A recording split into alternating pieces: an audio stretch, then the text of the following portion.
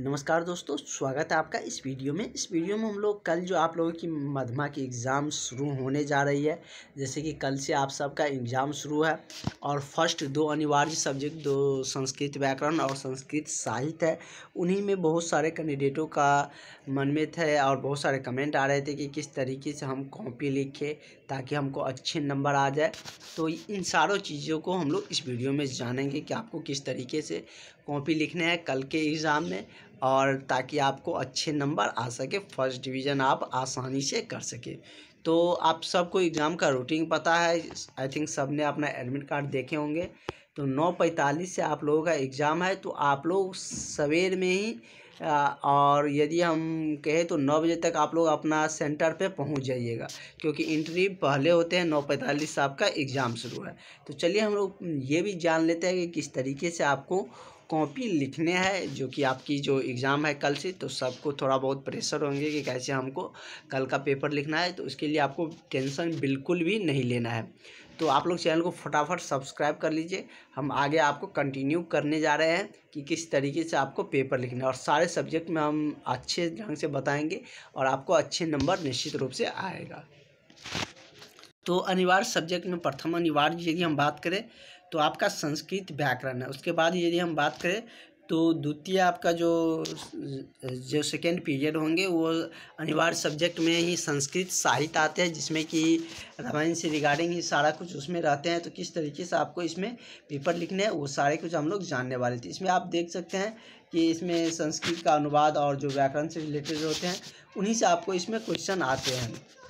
तो यदि हम आपको पहले, ये तो द्वितीय अनिवार्य सब्जेक्ट है। यदि हम संस्कृत व्याकरण की बात करें, जो कि फर्स्ट आपका अनिवार्य सब्जेक्ट है, जो कि कल 9:45 से आपका शुरू होंगे, तो उसमें आपको ज़्यादा कुछ नहीं, व्याकरण से रिगार्डिंग ही सारा अपडेट आएंगे। और हमने सारा आपको थोड़ा बहुत बताया भी थी। और यदि आपको और भी जानकारी चाहिए तो ये आप इस चैनल पे भी आप देख सकते हैं। इस पे पहले से ही वीडियो अवेलेबल है, जो कि आपके संस्कृत व्याकरण का भी वहाँ पे प्लेलिस्ट बना हुआ है, राजेश स्टडी में बिहार मध्यमा करके, उसमें आप लोग देख सकते हैं। इसमें ज़्यादा कुछ नहीं, अब आपके पास समय भी नहीं है, तो उसमें हम आपको बता देते हैं कैसे आपको क्वेश्चन लिखने हैं।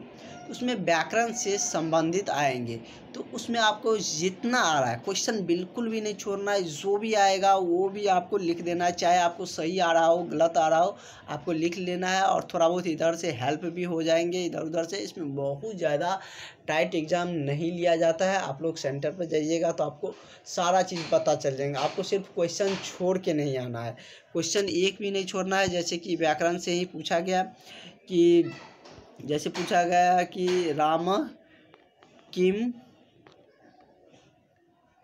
करोति, अगर इसमें पूछा जाए कि, जैसे कि इसमें संस्कृत में दे दिया कि राम किम करोति, कि राम कौन से मतलब कि लिंग में आते हैं, पुल्लिंग या स्त्रीलिंग, तो इस तरीके से रहेगा। तो आपको इस हिंदी वाले जो व्याकरण आ रहे हैं उससे आपको पता चल रहा है, तो वही आपको लिख देना है। नहीं आ रहा है तो आप उसमें, और वैसे भी पता चल ही जाता है कि राम है, नाम है, तो ये पुल्लिंग स्त्रीलिंग में आएंगे। तो आपको यदि हिंदी व्याकरण से रिलेटेड आ रहे हैं तो उसी के रिगार्डिंग आप लिख सकते हैं।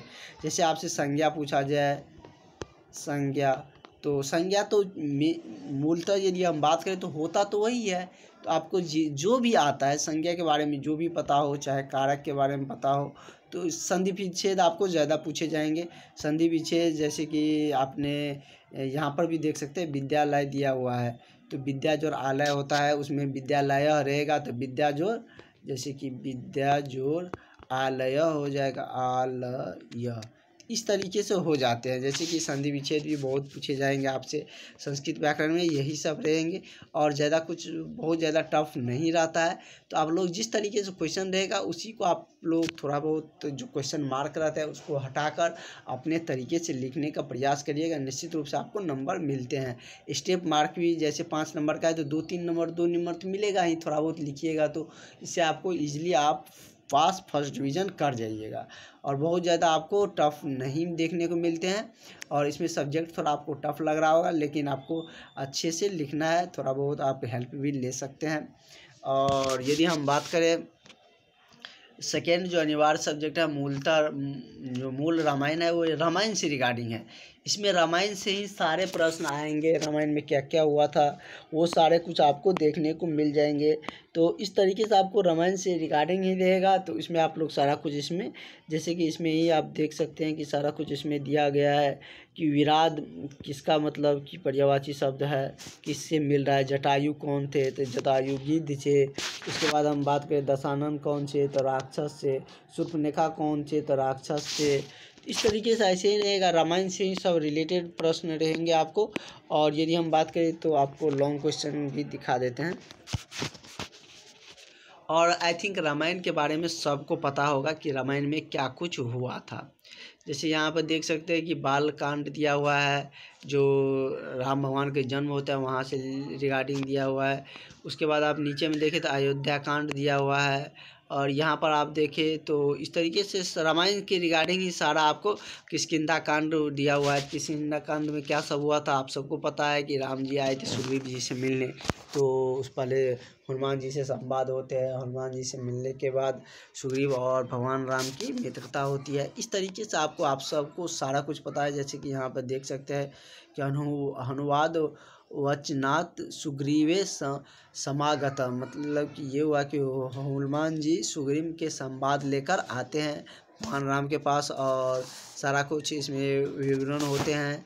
और ये भी आपको हिंदी में भी पता है, सारा कुछ आपको पता है। इस तरीके से आप लिख सकते हैं क्वेश्चन में, आपको क्वेश्चन के देखने से आपको पता चल जाएंगे। तो सारा कुछ रामायण से ही रहेंगे, तो आपको ज़्यादा लिखने में इसमें दिक्कतें नहीं आएंगे।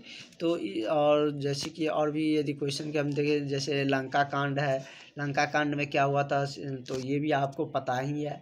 तो इस तरीके से आप लोग सारा कुछ लिख सकते हैं। जैसे इस तरीके में यहाँ पे देख सकते हैं सुग्रीव सहित राम समुद्र पार करके कहाँ गए थे, समुद्र शोभाया सुवध सागर, जो सागर का नाम थे उसको पार करके श्रीलंका गए थे। उसके बाद वहाँ पर सीता जी को लाने गए थे, वहाँ पर सारा कुछ हुआ। ये सारा कुछ आपको पता ही है।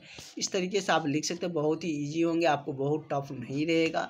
और इस तरीके से आप अपना क्वेश्चन मार्क हटा कर भी लिख सकते हैं। जो भी आता है क्वेश्चन बस छोड़िएगा नहीं।